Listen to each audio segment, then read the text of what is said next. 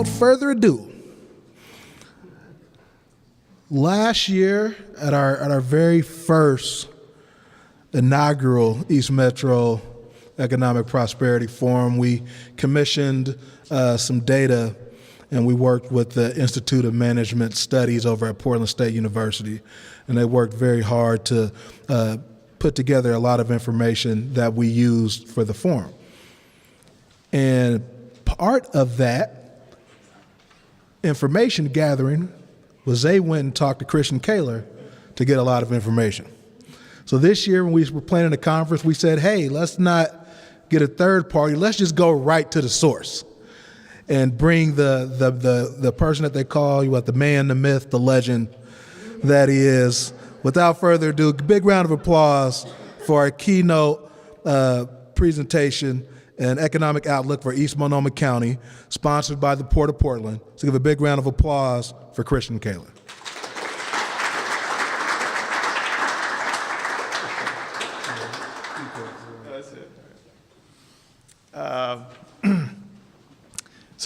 Yeah, I think you had Sheila Martin last year, and she put together a bunch of data in the Institute of Metropolitan Studies, and I did help her with some of that data, and so it was good. But I've known Sheila a very long time, and we've helped each other out. And to be honest, she has a new job in Washington, D.C., so she's not in Portland. She's planning on coming back.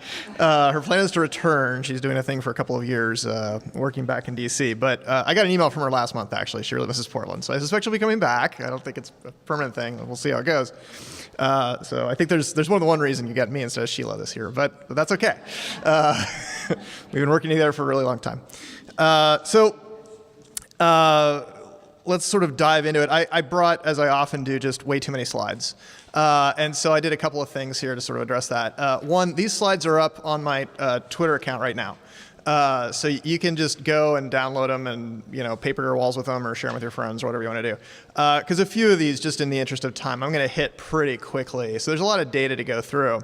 And again, if I pop up a slide and you're like, wow, that's really very, very interesting, I wish I knew more about it or something, check out the slides. You can also email me. So if you want the slides, you can email me the slides.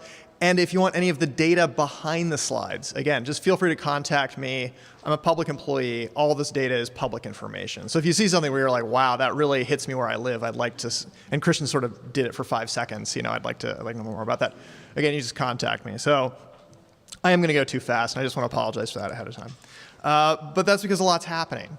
Is this showing up? Oh, good.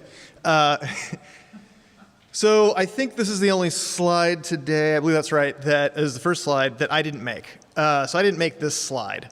This comes from the Seattle Times, actually. I just sort of copy-pasted it out of the Seattle Times.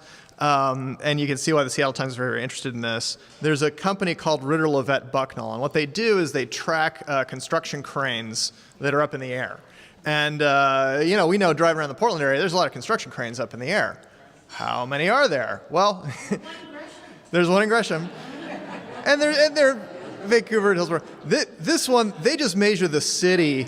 They just measure the city for this exercise, which I think is kind of, and Seattle pointed out, and you see why Seattle's very interested in this. They had 59 cranes here. This is as of January of this year, January 2019. And they said they had like 16 in like Bellingham or something. So I mean, it's this, you could argue these numbers are a little conservative. You see Portland here had 30 cranes in the air. For contrast, Chicago had 26. Third largest city in America. So, we're outperforming in terms of this sort of construction boom that we see in this dense, taller sort of, well, if you're downtown, it seems to be mostly hotels these days, but a few office buildings, but a lot of apartment buildings obviously going up in the city of Portland. So we know the Portland economy is kind of booming. And so, and I know there's some people in this audience who've known me for some number of years, for a number of years. And this month, actually, I believe this week, thanks to LinkedIn, I just found out this is my 19th anniversary on this job. So there we go. So I've been doing this job for 19 years. I've been studying this stuff for 19 years. I haven't been promoted in 19 years either. So just keep that in mind.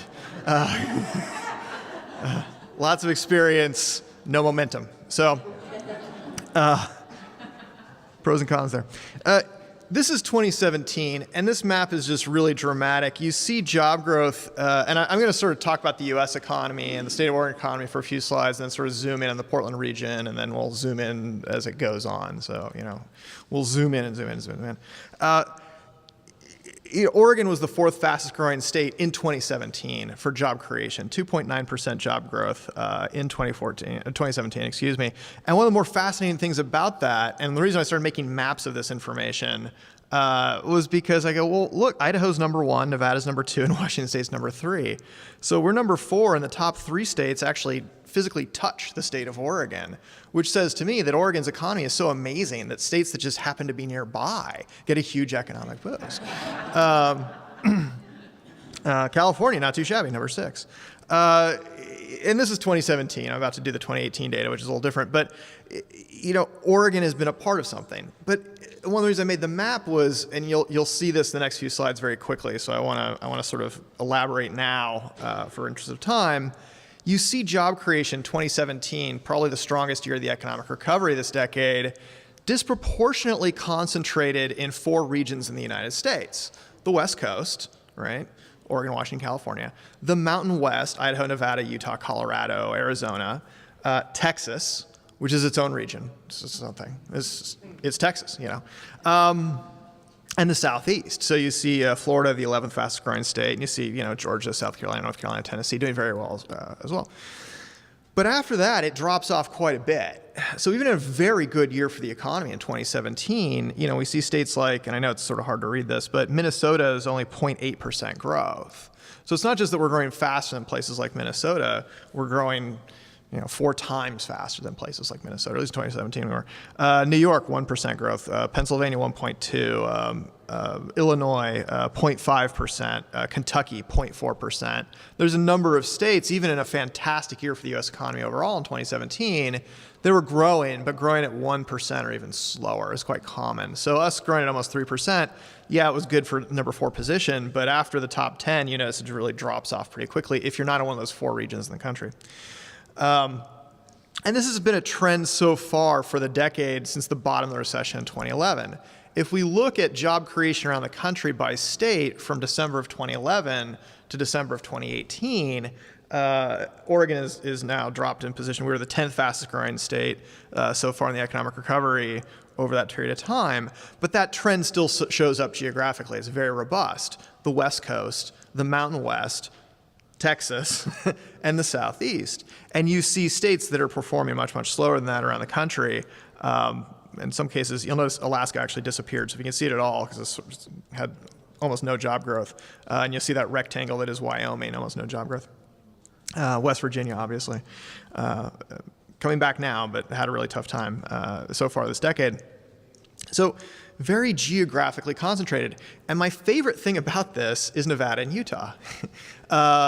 This is a thing among economists, but you'll notice Utah is the fastest growing state for job creation so far this decade. I'm going to come back and talk more about Utah in a couple slides.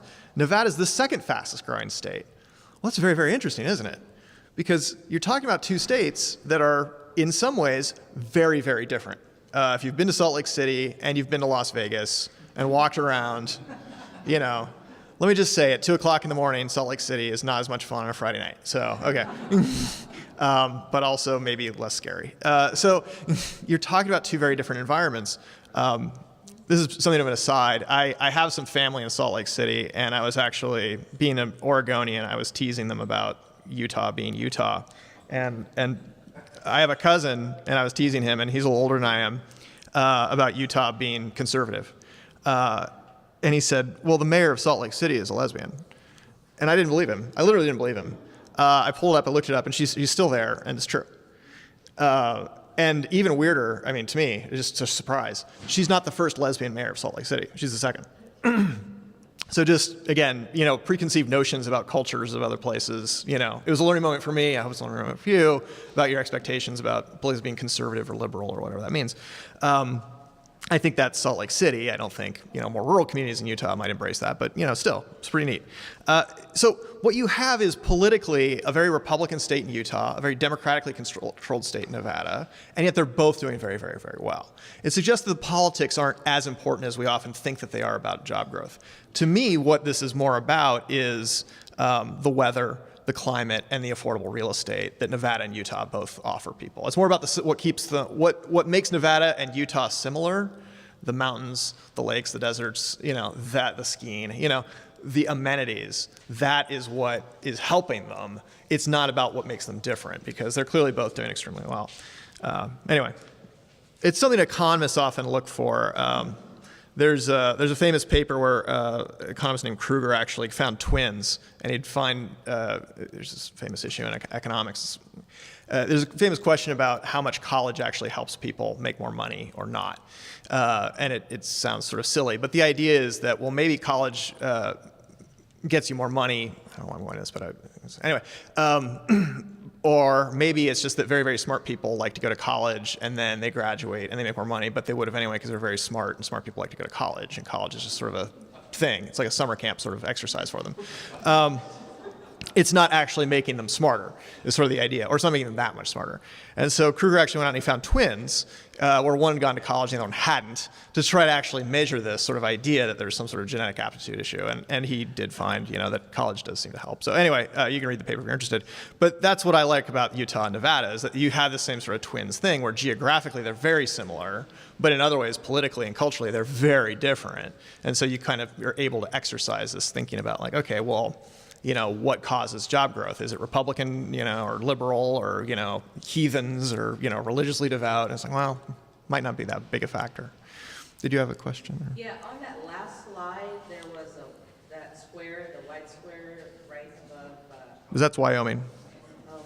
Yeah. Just wondering why that. The smallest state in the country, by the way, by population. There are fewer people in the state of Wyoming than the city of Portland.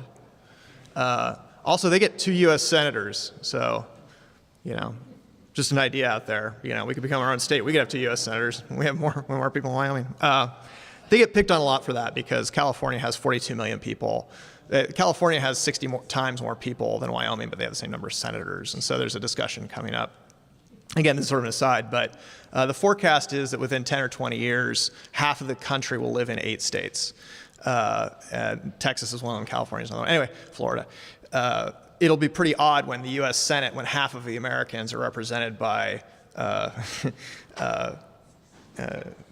16 senators out of 100, and then the other half of the population gets, the other 84 senators. So anyway, another aside. So this is the more recent data. So this is March of 2018 to March of 2019. This is the latest data we have available. And you see job growth across the country has dropped. And just look at the colors of the states, you see that immediately, right? A lot of states are not as dark as they are. Nevada is still number 1. Utah's in the number 2 position. That hasn't changed. In fact, it's very interesting that hasn't changed. But you see, generally speaking, and Oregon has now dropped to the 11th fastest growing state in the country over the last 12 months.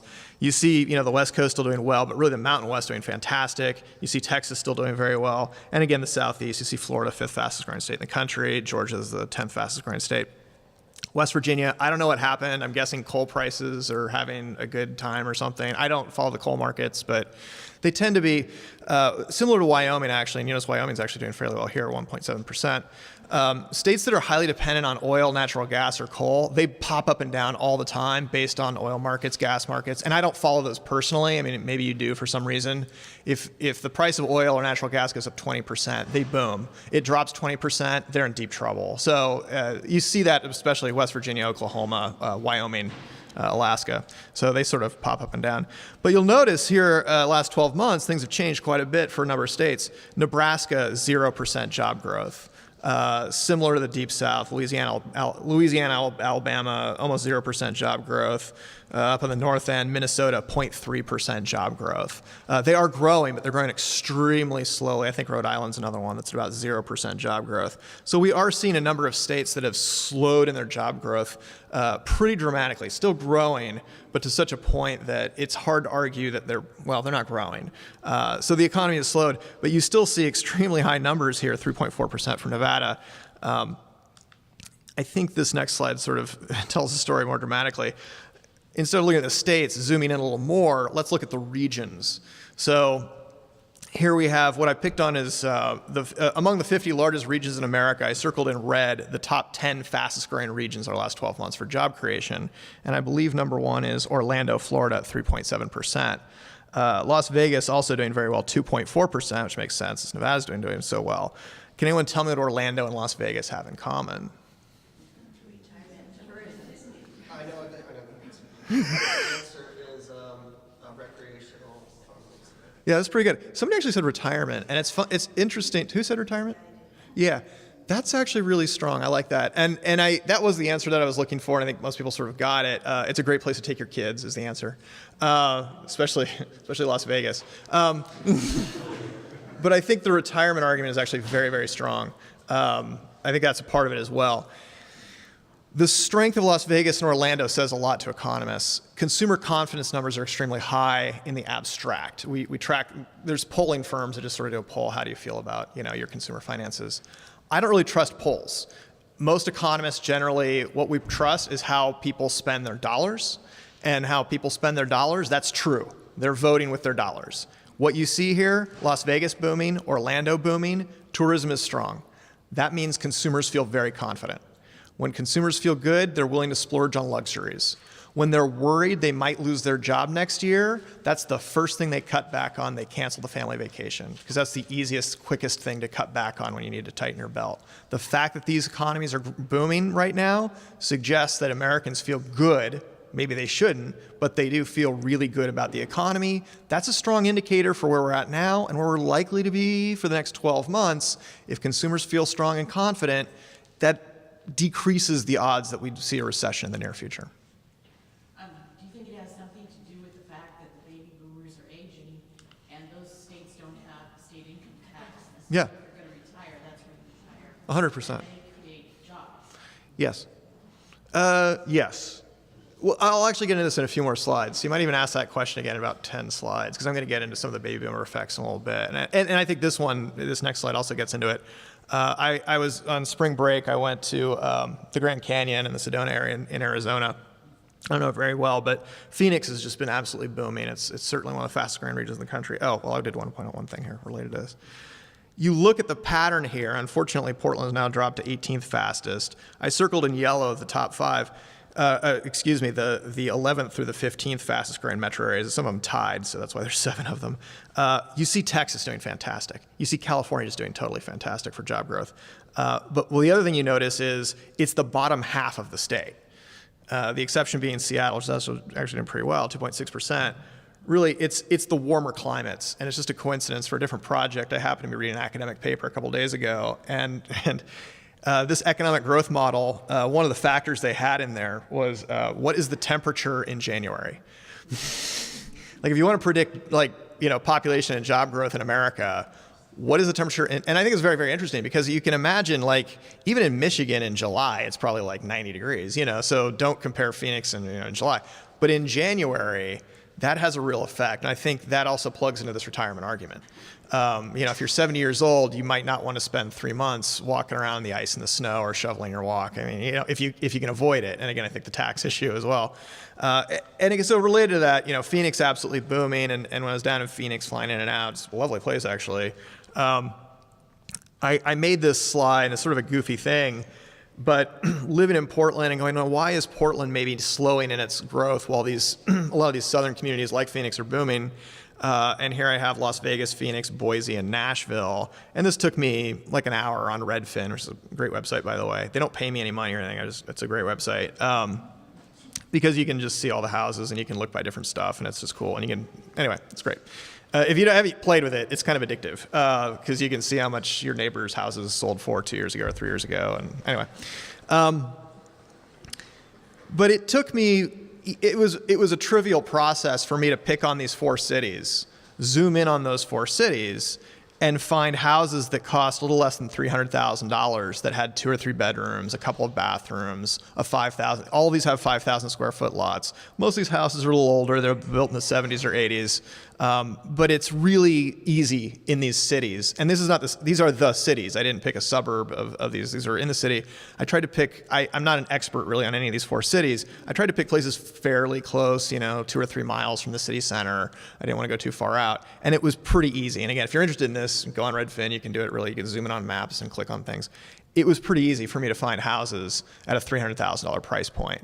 The implication, the rule of thumb in the real estate market, whether it should be or isn't, is that this is something that maybe a family that makes $60,000 a year could afford a $300,000 home.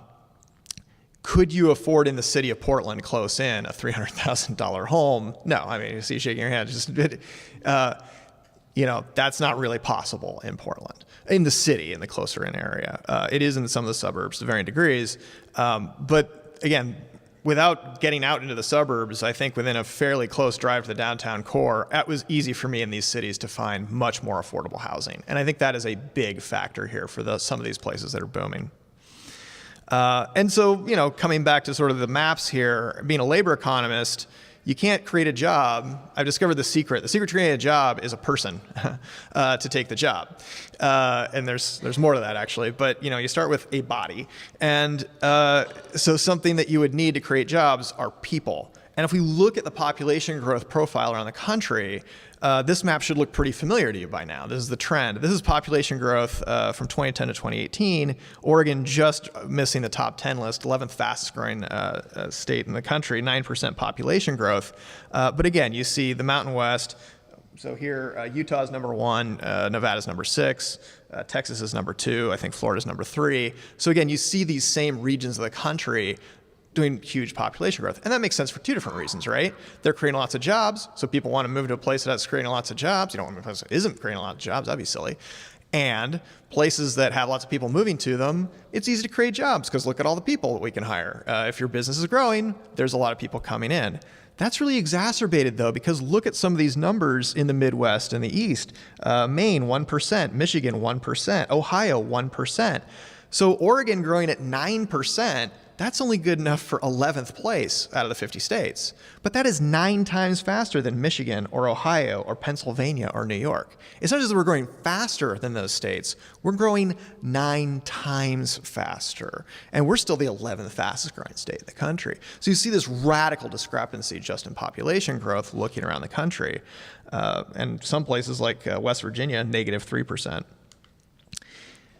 Being a labor economist, being focused on jobs, we can sort of focus it in even more and say, okay, I'm interested in folks that are age 18 to 65 years old. I'm not particularly interested in folks that are in their 90s or small children. I'm really interested in folks that are workforce ready, at least in age, in theory. And here, we see roughly the same map, except we see it's even more dramatic. This is from 2010 to 2017. We don't have the age breakouts for 2018 yet. And it is trivial to find a state in the country that so far this decade has grown 0% in its theoretical workforce. There's Kansas, 0%. New Mexico, negative 2. Wyoming, negative 2%. Michigan, negative 1%. Ohio, negative 1%. There are fewer people working age in Ohio today than there were 7 years ago. It's trivial to find that. So not only, before I was talking about us growing 9 times faster, well, we're growing and we're still the 12th fastest on this list in particular. You'll see who's number 1, it's Utah. Number 2, it's Texas. So they have the growing working age population. This is the year 2000 and this is the year 2019. But if we go back to 2000 and we look at the age profile, we see, if we look at, say, teenagers who are getting ready to join the workforce in 2000, there are 19.9 million 15 to 19-year-olds in 2000. These were folks that were born between 1981 and 1986. They're a little older than the millennials. The millennials sort of start in the late 80s into the early 90s. So we'll talk about them in the next slide. And we had 13.4 million folks that were pre-baby boomers, folks born between 1941 and 1945. Baby boom started in 1946 because World War II ended in 1945 and it takes 9 months to have a baby. Anyway, you understand. Anyway, so these are the folks, they're just before the baby boom. They're getting ready to retire in 2000. They're 55 to 59 years old in the year 2000, and there's fewer of them because they're not baby boomers. They're just before the baby boomers, and there's only 13.4 million of them. So we had in 2000, 6.5 million more teenagers getting ready to join the workforce in America than we did people who are really pretty actively planning their retirement over the next 5 years, folks in their late 50s. Okay, that's good. You want more people coming in to replace all the workers getting ready to leave. That's 2000. Here's 2010. Now we are talking about sort of the millennials, 22 million millennials getting ready to join the workforce. And if you look at it, you see that bump. The millennial thing, it's become a marketing phrase, which is silly, but you see an actual surge in population. There was a surge in population growth, late 80s, early 90s, about 30 years ago, that are millennials. That's a real thing. And so, sure enough, 2010, good news, we've got all these teenagers, at that point they were teenagers, getting ready to join the workforce, which is good because we had all these baby boomers that were starting to retire. So now, 22 million millennials, 19.8 million folks getting ready to retire who were born between 51 and 1955. So now, there's 2 million more millennials getting ready to join the workforce that were teenagers at that point than there are baby boomers getting ready to leave. This is the problem. This is 2017.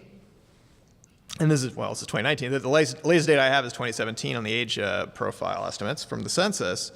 And here we have, for the first time in American history, more folks in their late 50s than in their teens.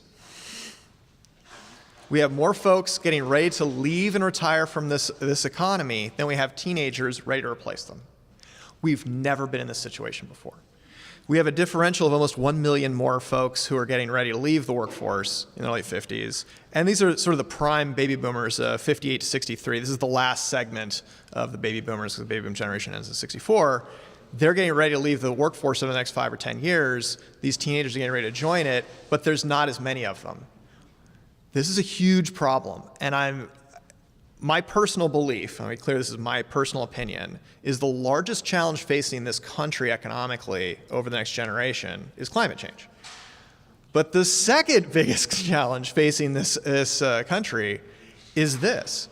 We literally won't have enough people coming in to replace the people aging out. And that is likely to be true for at least the next 10 or 20 years. We're seeing birth fertility rates this year that are lower than we've had in this country at any time since the Great Depression. People have stopped having babies in this country, and that number keeps dropping year after year after year. This isn't likely to be repaired soon through organic measures.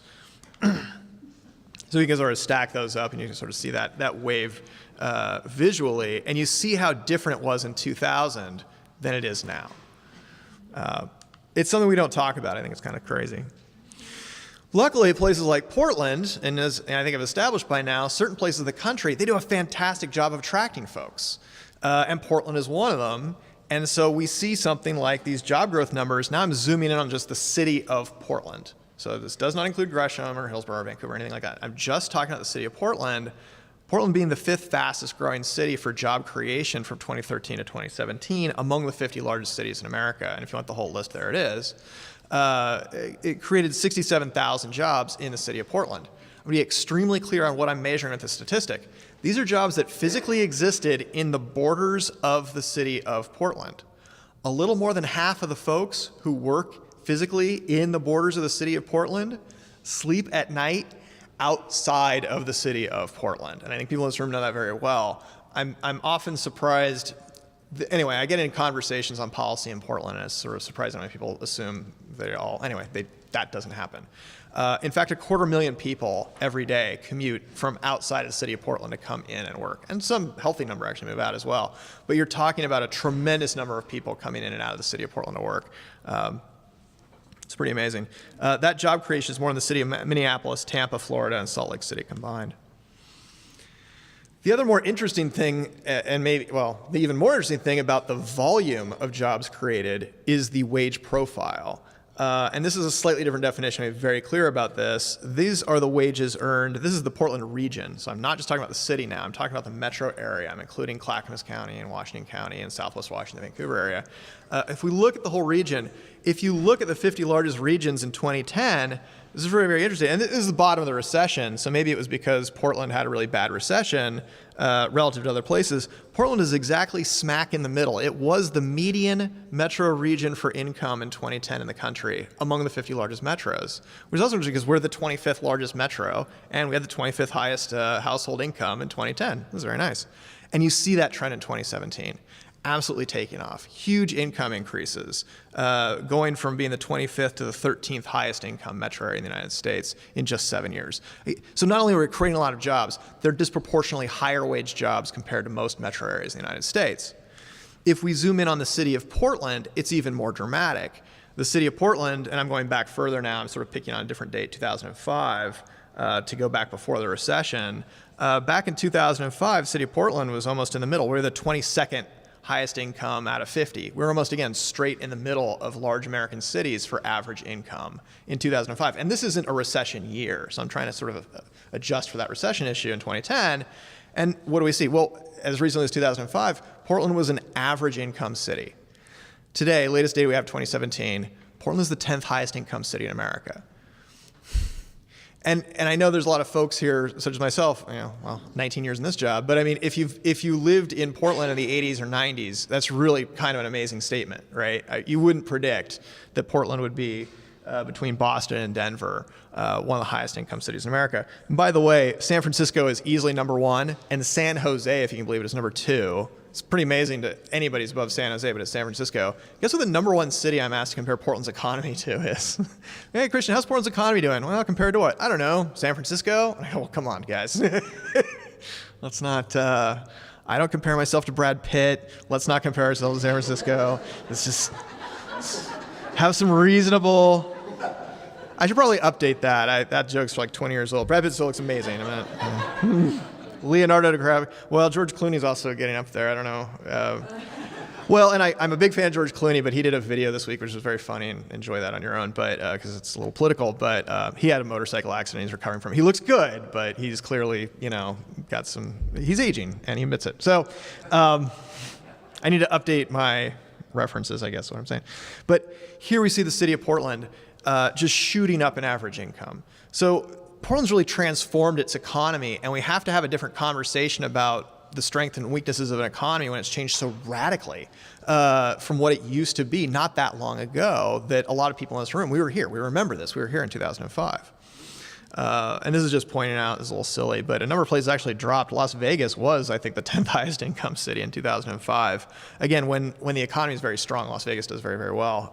Although it's still pretty surprising that they're high, given it's a very tourism economy. It tends to be very lower wage. And they've dropped quite a bit.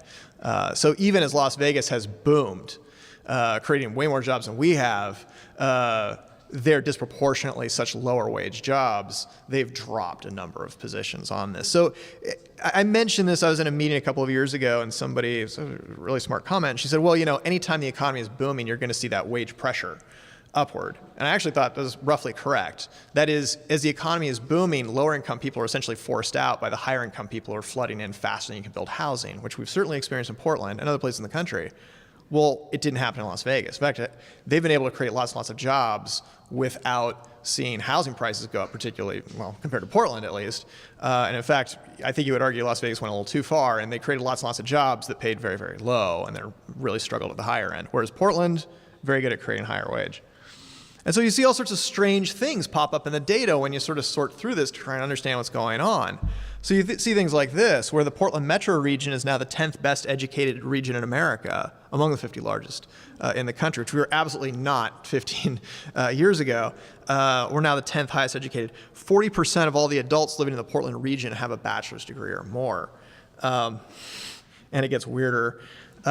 This is maybe the weirdest slide I'll show you today. I think about this just like wandering around Portland. 12% of people in the Portland region who have a college degree moved here in the last 12 months. And think about that for a minute. So if you were to randomly select a college graduate in the Portland region and just say, hi, there's a 1 in 8 chance that person didn't live here 12 months ago. A tremendous amount of population increase from outside of the region. Some of it's international, but I think most of it's domestic. Lots of college grads love to move to the Portland area. So we sort of have this disconnect going on in the economy. So are you saying that now more than over half of the people are not from Oregon? Oh yeah, oh easily. But that's always been true. I actually wrote a report, and this is a silly thing. There's an event a couple of years ago, and there was a 50th anniversary deal. I'm actually very proud of this report I wrote, so if you're interested. On Oregon in the 1960s is a fascinating place, and I should expand it into a book, but a number of things happened. So a guy named Ken Kesey wrote this book, you might have heard of, and here in Oregon. This other guy named Frank Herbert in Oregon went to the coast. This is not a joke. And he got this idea about the desert and desertification in Dune City, Oregon. And he was literally in Dune City, Oregon. And he was like, I should write a book about like the desert and like a future where like the desert just takes over. And I'm in Dune City. What should I call this book? This is not a joke. Look it up. The best-selling science fiction novel of all time is written by an Oregonian named Frank Herbert based on a trip he took to the coast. Not joking at all. I mean, it's based on other stuff as well. I don't think they have giant sandworms or anything. But anyway, the Oregon economy in the 60s is absolutely fascinating place. The number of timber jobs is just mind-blowing, how much the Oregon economy has changed. But in the 60s, the majority of Oregonians who were living in Oregon weren't from Oregon. They'd moved here. And that is true again today. That isn't common in America. Most states, most people in the state were born in that state. But places like Oregon, most people in Oregon, they weren't born in Oregon. The extreme would be Nevada. Nevada's almost nobody in Nevada, nobody, but the vast majority of people in Nevada is extreme. The other end of the spectrum would be Michigan and Louisiana have the lowest rates of nativity. So they, or highest rates of nativity, excuse me. Most people in Louisiana and Michigan, they were born there, which means deep family roots, deep connections. And places like Nevada, you just have a lot of people that don't have deep connections to maybe the society and the culture. Anyway, it's kind of an interesting topic, but I'm out of time. So, and I think we sort of know this intuitively, that it's like, wow, it seems like a lot of people are moving to Portland who are making higher incomes, higher education, compared to our own folks that, maybe went to middle school, high school in this community. Well, it's true. I mean, extremely big numbers. And we see it here. This is a crazy number. This is the U.S. metro area, Portland metro area, excuse me. From 2010 to 2017, the number of 25 to 34-year-olds, young adults with a college degree, grew by 30% just in 7 years. It's a tremendous number. Another one, I didn't make a slide of this. From 2000 to 2017, so a 17-year period of time, the number of college graduates living in the city of Portland doubled. It's a huge number. I haven't checked every other city in America, but it's just crazy, the idea, and I looked at some of it, but it's an extreme outlier where there's twice as many college graduates 17 years later in a major American city. In most places grow, but very few doubled. And you can see that here. This is a population with a college degree. In the U.S. is in blue, and in black is city of Portland. And you see back in 2005, only 39% of adults live in the city of Portland. It's now 50% of adults in 2017 have a bachelor's degree. So it's growing much faster in the U.S. as a whole, as we're disproportionately attracting college graduates to come live here. I'm running out of time, so I'm talking a little faster. I want to sort of put Multnomah County in a context for the state of Oregon, because I think it's a really good reference point for the challenges that we have as I zoom in on East Multnomah County. So if you take a look at the population of Oregon in 2017, almost a fifth of the population lives in Multnomah County, 14% Washington County, 10% Clackamas County. So that gets you to 45% of the population of the state of Oregon lives in 3 counties. In a couple of years here, and I'm so grateful to Lori Stegman for mentioning the census, it is very, very likely that because of our population growth, we'll get a new congressional representative to the state of Oregon in 2020. So we'll go from 5 to 6, which is pretty cool. And occasionally, I think it's really cool, and occasionally chatting with other people in meetings, they're like, oh, where are they going to put that congressperson, like Bend or whatever? And I'm like, well, and no, I mean, it won't be in Bend. It just won't be. I was about to say maybe, but no. Almost half the state's population is in the Tri-County area. If you add in, Yamhill County, Columbia County, you get to 50%. Roughly speaking, there are going to be 3 congressional representatives in the Tri-County area, plus, maybe some bit of, something else. Yamhill County, Columbia County, the North Coast maybe or something. And then the rest of the state, Eugene, Salem, Southern Oregon, Central Oregon, Eastern Oregon, they can figure out where the other 3 will go. But I suspect that'll be roughly the pattern. So anyway, so you see 45% here. If you look at the population growth so far this decade, we're outperforming the rest of the state. Not a huge surprise there. Almost 45% of the population growth. Multnomah County growing faster than the rest of the state, and Washington County as well. If we look at the population growth that is working age, back to something I started with those maps, we are 70% of all the population growth that is working age, 18 to 65, just in the Tri-County area. So with 45% of the population, we're 70% of the population growth that is working age in Oregon. And if we zoom in on the college graduates, we're 80% of all the population growth that has a college degree that is working age in the state is in the Tri-County area. And Multnomah County is by itself 40% of the growth in the state. And Washington County, not too shabby, is 1/4. So easily, Multnomah County and Washington County alone, 2/3 of the growth in the working age population with a college degree. So when we talk about these changes in the state of Oregon, it's really just disproportionately the Tri-County area, particularly Multnomah and Washington County. I'm going to move a little faster. This is college graduates by city. I talked about that. Here's the issue as we zoom in on East County, believe it or not.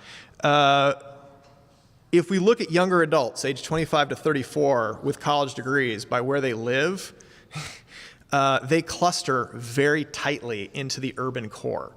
That is the city of Portland. Pretty weirdly, actually. So we see places like West Portland, 71% of young adults have a college degree living in West Portland. That's an incredibly high percentage nationally, to have 71% of your younger adults. North Portland, 62%. I live in North Portland. I mean, again, if you've been in Portland for a while, the idea that North Portland, 20 years ago, where a healthy majority of young adults would have a college degree, it's a total transformation where it was. Central East Side, that line goes out to 82nd. So that border between the 65% region and the 26% region, that's 82nd. And that's the airport that's kind of cut off to the left there in the upper left above 82nd. Once you get past 82nd, it drops to almost about 1 in 4 of young adults having a college degree. It's an incredible drop off. That 82nd, it just drops right off. I will point out though, a couple of things I don't think get remarked on often enough. The city of Vancouver is 23%. Not doing great with that one either particularly. But the degree to which these younger adults who are moving to the city of Portland with college degrees want to live as close to the urban core as possible, that's part of what is making Portland unique. So a lot of metro areas around the country, they want to live in the suburbs. In Portland so far, and I think this is starting to change, we don't quite have the data yet, but we do see some strong numbers, particularly in Hillsborough. They're really clustered tightly into the urban core. They are not moving to Vancouver. And you see numbers in the Gresham area like 22%. Those are numbers you would associate with rural communities in Oregon. So what's happening? There's a lot of things happening, but here's sort of the, I think this is the most dynamic. I was about to say it's the villain of the story. I don't think it's the villain of the story or the hero. I think it's just, there's this industry cluster out there, let's call it. And it's called professional and technical services. And it's a bundle of basically professional services. It's law firms, accounting firms, architecture firms, high-tech, consulting firms, scientific research and development, and weirdly advertising firms. Advertising's boomed in Portland. I don't particularly, all I know about advertising is from what I learned watching Mad Men, so I don't know what's going on, but booming in Portland. But these companies are almost disproportionately in downtown Portland office buildings across the state, really. The vast majority, really, in the city of Portland downtown. Look at the job growth since 2003 in the Portland region. 52% growth in this industry compared to the rest of the economy. This is twice as fast over the last 15 years as the rest of the economy. This is true over the last 10 years as well, but I thought, just go out and get you a nice big number. 2003 to 2018. The bottom of the last recession, the recession before the last one. Well, that makes sense. You would have very high wages because these are lawyers and computer programmers, software developers, architects, accountants, and engineers. These are folks who typically make in the neighborhood of $100,000 a year, and they all have to have college degrees. So they're booming as these college graduates move to the Portland area in big numbers, but disproportionately closer into where those jobs are in those office buildings downtown Portland. And so you see things like computer science and technology occupations growing twice as fast as the rest of the economy in the Portland region. I'm going to skip through this for time. This is also very interesting about where we're at today. This is the total payroll for this industry for the last, since 2001, quarterly.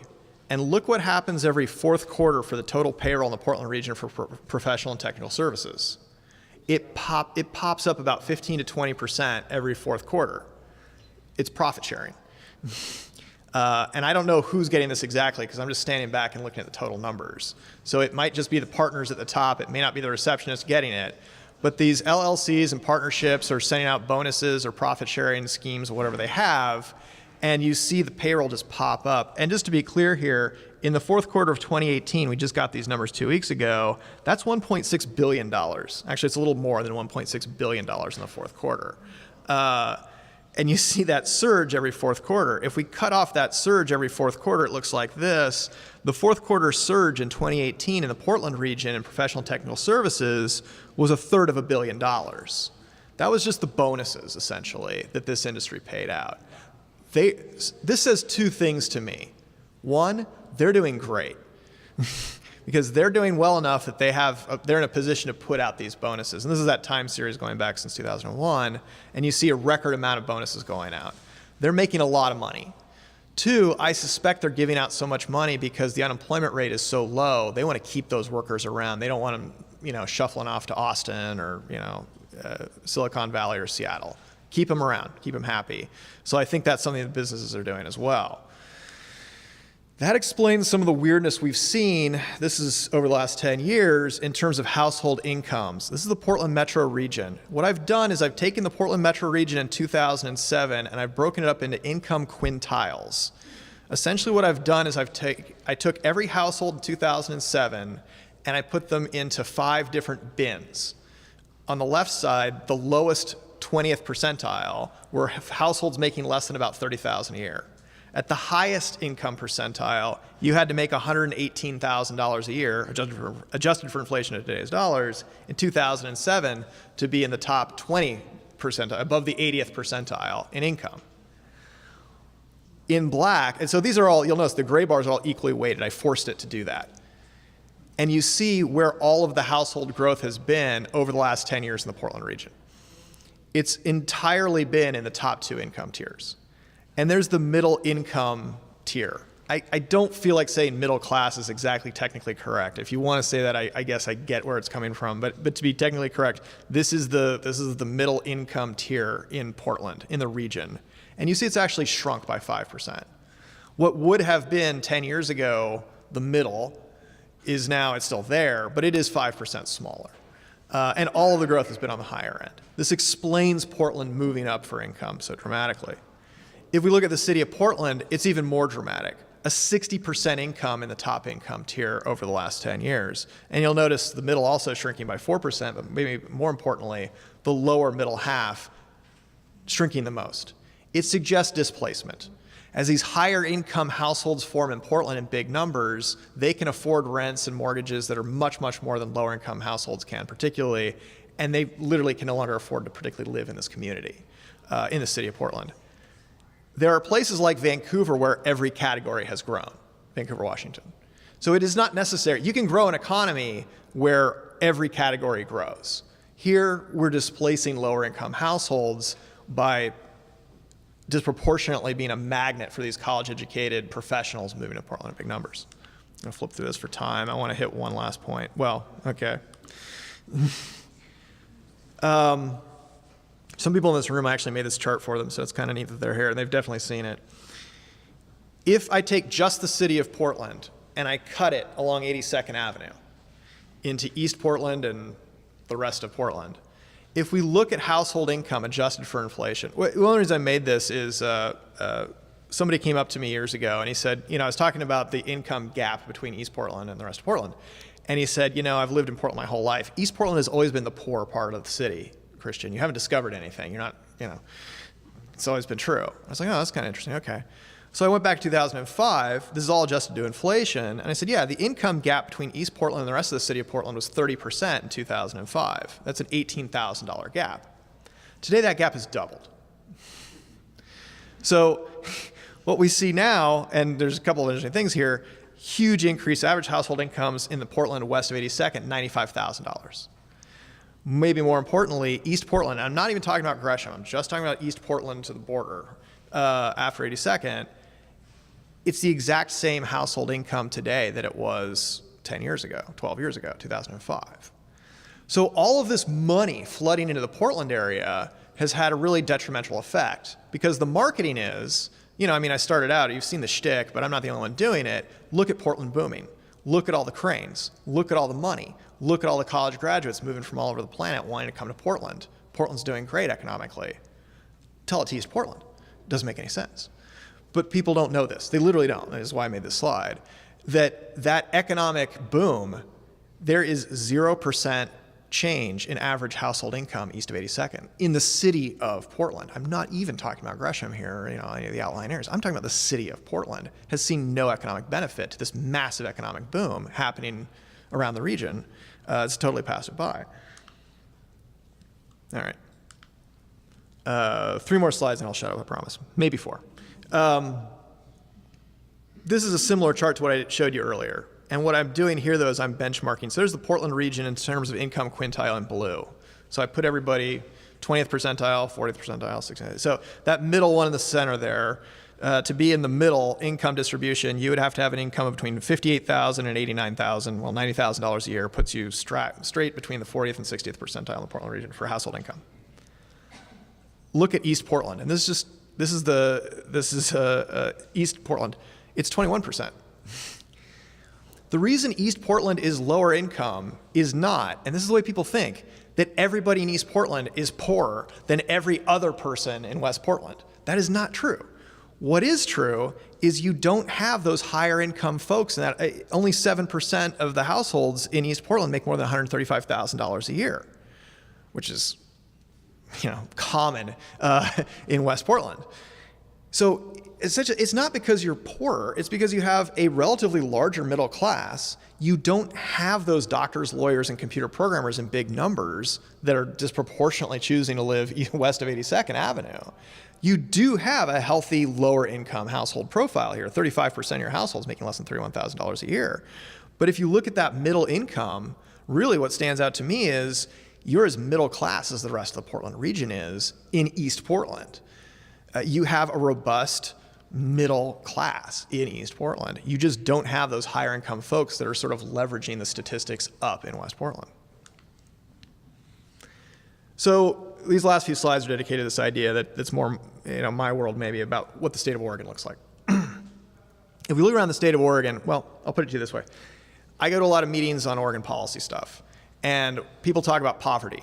And I guarantee you, every time they talk about poverty, and just maybe try this out, as an exercise. If you talk to somebody, go, "Hey, what does poverty look like in Oregon?" And they'll say it's rural. It's a trailer out in rural Oregon where the timber mill shut down somewhere in Douglas County or something. And I was born in Oregon, born and raised in Oregon. My family's is probably my bias too, just as a native Oregonian. Oh, poverty, yeah, living out in the woods somewhere, timber mill shut down. It's pretty bad. If you look around the state of Oregon, the income numbers you see, and this is East Portland, again, I haven't gotten to Gresham yet, $44,000 a year is the average income for a full-time worker living in East Portland. There's only one community that's lower than that, and it's Kaiser in North Salem. You don't see that in rural Oregon. You don't see incomes as low as you do in East Portland in Southern Oregon or the coast or Eastern Oregon. You just don't. And zooming in on the Portland region, you see this even more radically. West Portland, the average income for a full-time worker is $97,000 a year. Lake Oswego and West Lynn, average income for a full-time worker, $98,000 a year. East Portland, it's $45,000 a year. Every week, my phone rings and somebody says, "Hey, Christian, we're applying for a grant. What's the average income in Multnomah County?" And I go, "Are you nuts?" It's radically different depending on where you are in Multnomah County. It's a totally different conversation, and we need to appreciate that if we're going to deal with it. So if we look at Oregon, well, I'll do the map first. The map's more interesting. This is a map of Oregon, and I colored it in because I learned this in kindergarten. So I got my red crayon out. It was digitally done, so it looks a little better. These are 24 Oregon counties. This is all of the North Coast. This is all of the South Coast. This is all of Central Oregon. This is all of Eastern Oregon. This is Bend. This is Hood River. This is Klamath Falls. This is Burns. This is LeGrand. This is Enterprise. This is Baker City. This is Astoria. This is Tillamook. This is St. Helens. This is Coos Bay. This is Brookings. Those are 24 counties there. That is the population of all 24 counties combined. It is slightly smaller than the population of Multnomah County. And this map is killing us. It is totally killing us. Because people think, and this is just how the brain works, well, there's 36 counties in Oregon. Multnomah is one of 36 counties. It's equally weighted to these. No, the number of people in all of these counties in red is equal to Multnomah County. It's just, So it shouldn't shock you when you take all those 24 counties in Oregon and you stack them up together and you notice noticeably more unemployment in Multnomah County than in all those 24 counties combined. So people sort of go, "Oh yeah, you have these issues out in Coos Bay." And yeah, you do, and they do. But in total, Multnomah County by its size has much more unemployment than all of Central Oregon, Eastern Oregon, and the Oregon coast combined. And so you shouldn't be surprised when you see poverty numbers like this. There are more people living in poverty in Multnomah County than all of those regions combined. If you look at poverty by populations of color, there are more than twice as many people in Multnomah County of color in poverty than every one of those regions combined. So when we have Oregon conversations about attacking poverty, particularly in communities of color, this is the concentration in Oregon. And the insane part of that is these folks have all stuck around. You're very patient. These people all heard the first 15 minutes of my presentation, and they go, oh, Portland's booming. You guys don't need any help. We're going to go down to Roseburg and help those guys out. They're in trouble. Buddy, this is the poverty rate by county. The largest counties in Oregon, 80% of Oregonians live in one of these 15 counties. Well, there's Klamath County. Poverty rate's 20%. By the way, Washington County and Clackamas County are the two counties with the lowest poverty rates in the country, or excuse me, in the state. 8% poverty rate. If we break Multnomah County out, just along 82nd into West Multnomah County and East Multnomah County has a poverty rate of 18% that you would associate with the most rural counties in Oregon, except it's much larger. And if we break it out even further for, say, let's say poverty rate by children, the largest percentage of children in poverty in the state of Oregon on a percentage basis is East Multnomah County. It isn't in rural Oregon. It's not in the coast. It's not in the desert. It's not in the woods. It's here. But how does the funding mechanisms work, right? How are the dollars allocated? Anyway, you're going to have panels, so you can talk about that during the panels. I'm way over time, so I don't even know if I have time for questions, but I will stick around if people want to come up and chat with me. So, or should I take questions, Gervais, or you want to move it along? They can action. Give them a reason to hang around. You want to do a question or two, or you just want them to ask me questions? We can ask you questions for you. Okay, well. That way we keep you around here a little longer. Oh, okay. So there's a method to the madness. All right. So hold your questions when we have a little bit of a break. Yep. Especially around lunchtime. You can ask I'll stick around. all questions. And you can always, if you have to get out, send me emails. Like I said, this presentation in its entirety is on my Twitter account. You can download it, send it to your friends, look at it. If you have any questions about it, contact me. All this data I have the spreadsheets for, so if there's something here that's caught your fancy, please contact me. It's my name, at Kaylor Christian, I think. Or if you just type Christian Kaylor into Twitter, it'll pop right up. So I'm the only one so far. So you guys have been great. Thank you very much.